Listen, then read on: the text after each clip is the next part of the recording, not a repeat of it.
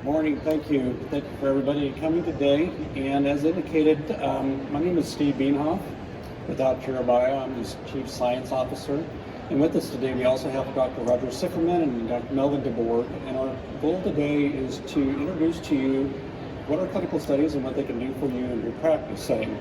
And so clinical studies actually play a key part of that process. For many of the products that you see here today have had clinical studies that have been done to prove that those products are efficacious and safe. AlcheraBio, we're a clinical research organization or often referred to just as a CRO, and our role is to work with sponsor companies and also investigators to help them run the clinical studies.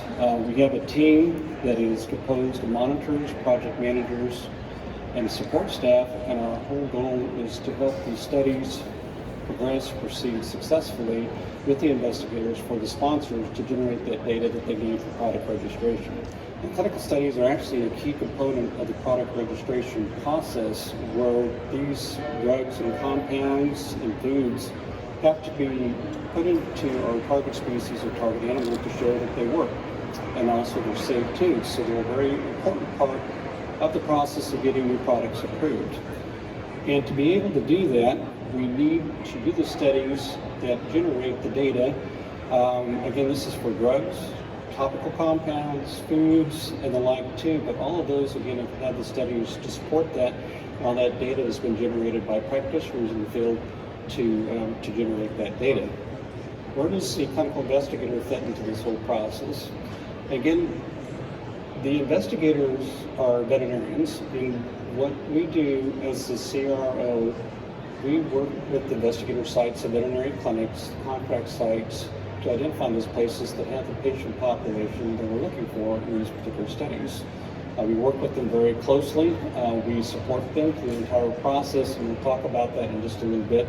We do have Dr. Sifferman, who can describe what he did through his career as a clinical investigator, and also Dr. DeBoer, who is a monitor that shows and can tell you what the support process is for that too. So how they fit into this whole process, again, as I mentioned, on the regulatory side of it, there is a significant amount of work that goes into these compounds before they ever even get to the point of being in a clinical study.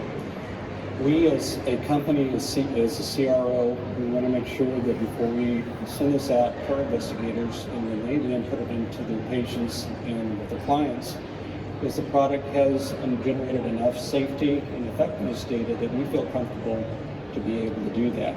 And so there's a number of years of work that's already been put into these compounds before you even get to the point of clinical trials. Now this particular slide is a little bit busy, but it shows you about in the middle of the entire process is where the clinical studies fit in.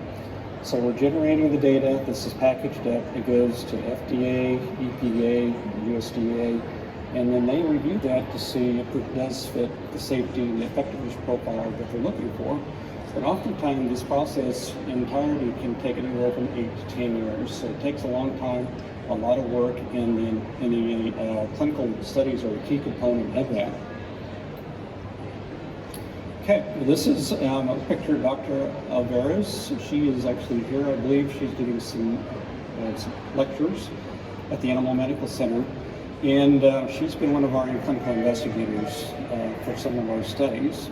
And this is just an example, but we incorporate or recruit practices can be anywhere from single veterinary practitioners all the way up to universities and everywhere in between. As far as the areas that we work, a broad range, and what is actually very interesting about what we do is this is pretty much the leading edge of the new technology that's coming out. New compounds, new products that are coming out, new foods, what is coming onto the market too. Again, these are the studies that are used to show that they do work in a wide variety of different areas that we work with. It is a team effort, and the analogy here as far as a beehive, bee colony, there's many, many different components that are associated with this.